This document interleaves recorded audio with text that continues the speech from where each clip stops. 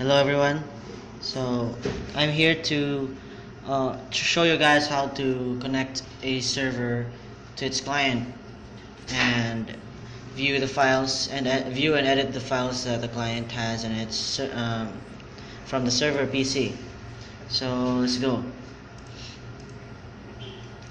So the first step when setting up your server is you have to set the time zone, the appropriate time zone for where you are. So so from where I am, the appropriate time zone is UTC +8 Beijing. So yeah, you press OK, and then you have to turn off firewall. And the reason why you turn off the firewall is because you have to ping both the server and the PC, and with the firewall on, the PC and the client PC and the server PC will not be able to connect via ping. And this is why you have to do this every time. And the reason why you have to ping the PC and the server PC and the client PC is to configure if both of the computers are communicating. Because if they do not ping, then they will not be able to function as a server and a client. So next step, so the next step after turning off the firewall, you would have to try and ping both the server and the client. So we go CMD ipconfig to find out what the IP address of the computer is. So we do this on both the computers. After getting the IP address, you would ping the IP address of the computer that you want to ping. So if it shows a reply result, then that means that the computer that pinged the other computer is connected. So if both of them pings, then congratulations, both of your computers are connected. So let's move on to the next step, wherein you enable remote desktop from your server.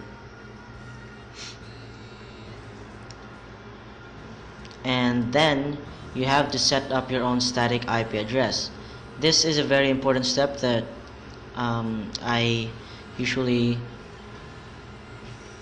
forget, and this is something that is this is the starting point of your own server.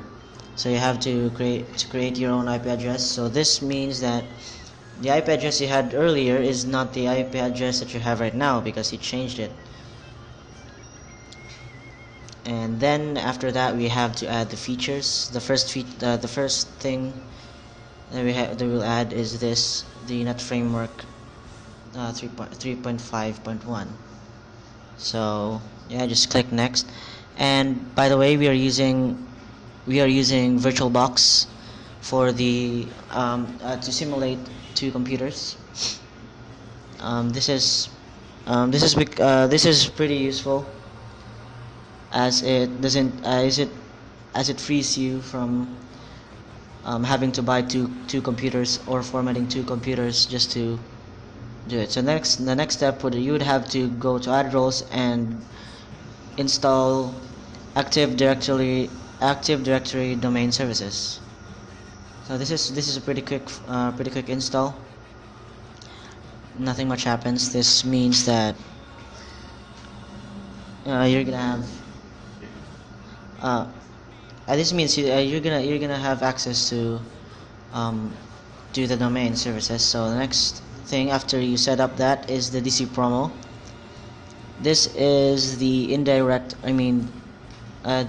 way of installing DNS server for the DNS server role. So yeah, you type what name you would want to call your domain. So in this case, we use css.com. After it verifies, and you have to choose the version. You have to pick what version your Windows server is running. So in this case, you're using 2008 R2. Set up your own password,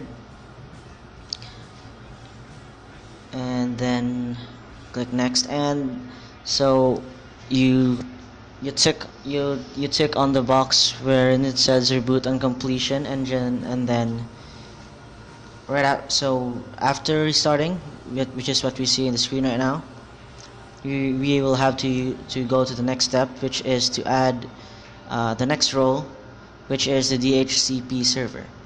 Now this is also pretty important.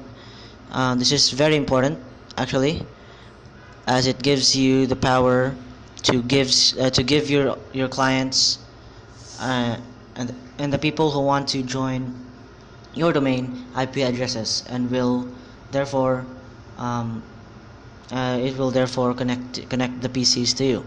So the preferred DNS server should be the IP address, the static IP address that you created a while ago. So then you validate, click next, and now you're gonna create your own scope. So just call it scope 1, and then the starting IP address, this starting and ending IP address, which these two names mean that these are the IP addresses that are available for your clients to take. So in this case, we used 11 to 20. So the first client will have the the first client that will connect will have 11 in their IP addresses. So we successfully install, and then we wait, and after this we will move on to the next step, which is to add file services, add roles again, the fourth role, which is add services.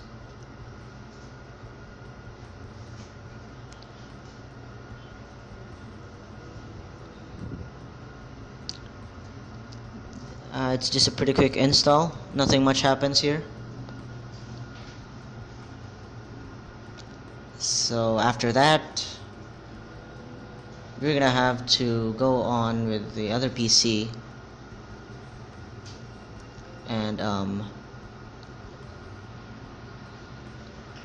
try to check for any changes in the IP. Right now, we're still not yet connected to the domain, so as you can see, the IP addresses haven't changed yet. So we have to join the domain. And one thing that most people forget is, before joining a domain, you'll have to go to network and connection, and you'll have to go to and change adapter settings, which is something that I will do right now. Change adapter settings, and then right click, properties, and then you go to IPv4, and then you will have to choose this option and type the DNS server address that you created earlier with the DHCP. And after that, you're gonna be able to join the domain. So you just type the administrator password, username and password that you created earlier, and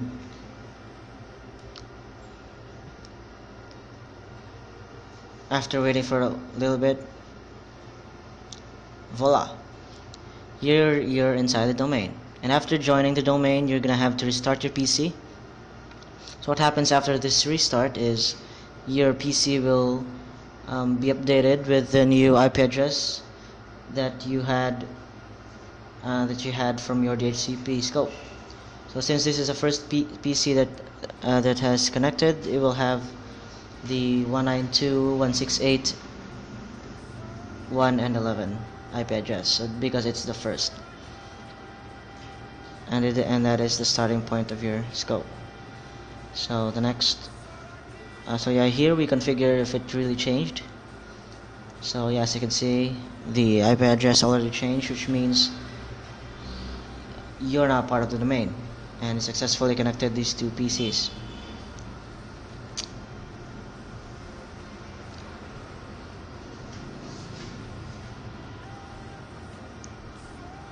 So the next step you would go to administrative tools and go to the Active Directory resource and services and computers. I mean, so what we're gonna do here is we will create our own organizational unit. So this is how we create the organizational unit, and since we already have one constructed, we will just go ahead and create the new user from here. This user is the administrator user. The very first user that you create will be the administrator. So this computer is not susceptible to much changes, and yeah. So the second user that you will create will be really the first user that will unlock um, all of the features that you will have created under your server. So let's check it out right here. The purpose of this new folder is to redirect and each and every client that will want, I mean, each and every user that has logged into our server. So with these steps that I'm doing, you will have each and every user that has ever logged in